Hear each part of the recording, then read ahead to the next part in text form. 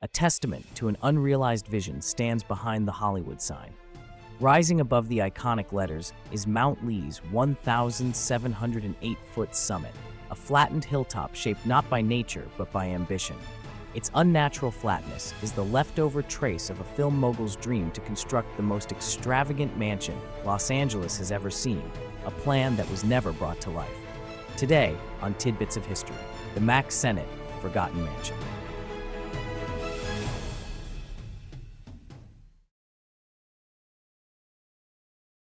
In the early 1900s, filmmakers began moving to the Los Angeles area to get away from the strict rules imposed by Thomas Edison's Motion Picture Patents Company in New Jersey.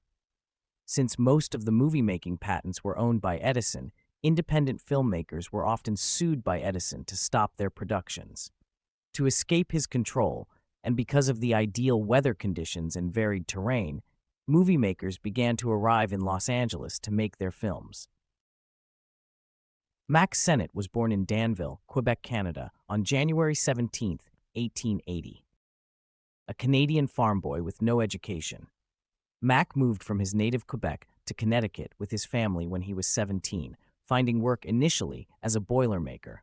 Wanting to become an opera singer, at 20 he ventured to New York, where he only managed to get odd jobs and bit parts in Broadway shows. Then, on a whim, he applied for a job at the Biograph Company near Union Square. On his birthday, January 17, 1909, he was hired. It was a turning point for Sennett, who soon started to act and direct under the tutelage of D.W. Griffith. By 1912, Sennett moved to the Los Angeles area and, with the help from investors, founded the Mack Sennett Keystone Studios in Edendale, present-day Echo Park. Sennett produced 140 films in the first year. Soon, the studio became a training ground for a new breed of innovators in the comedy genre. Slapstick was born. Sennett discovered and brought to the screen Roscoe Fatty Arbuckle, Buster Keaton, Charlie Chaplin, Harold Lloyd, W.C. Fields, just to name a few. In 1925, Mack Sennett, now known as the King of Comedy, approached the Hollywoodland Development Company with the desire to build a palatial home on the summit, just above the Hollywoodland sign. Sennett acquired about 28 acres and immediately employed the services of architect John L. Delario to draw up plans. The Mediterranean-influenced design placed a dining room, living room, drawing room, library, conservatory, kitchen, servants' quarters, and a butler's pantry, all on the first floor. On the second floor, in addition, Sennett's own apartment would be 4 guest rooms and a suite of rooms for Sennett's mother. Outside were terraced Italian gardens, a 2,800-square-foot swimming pool with a sand beach, and a paddock with easy access to a bridle path that wound its way through Griffith Park. To create space for such a palace, workers would have to shave off the top of Mount Hollywoodland.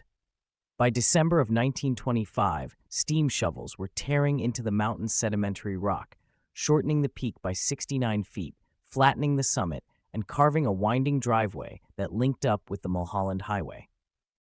But soon after the initial grading was complete, progress stalled. Then the stock market crash of 1929 wiped out much of Sennett's fortune, once valued at $15 million, equivalent to $250 million in today's money. Finally, in 1933, bankruptcy forced Sennett to abandon his plans. Others would find a use for the leveled hilltop. In 1939, broadcaster Tommy Lee purchased the site, renamed the mountain after his father Don Lee, and installed LA's first television studio. While researching this fascinating story, I was able to dig up one photo that shows a scaled-down model of what the mansion looked like. And with the help of some fancy Photoshop software, this is what it would have looked like had it been built. I hope you enjoyed this video. Please remember to like, comment, and subscribe to help this channel grow. Thanks for watching.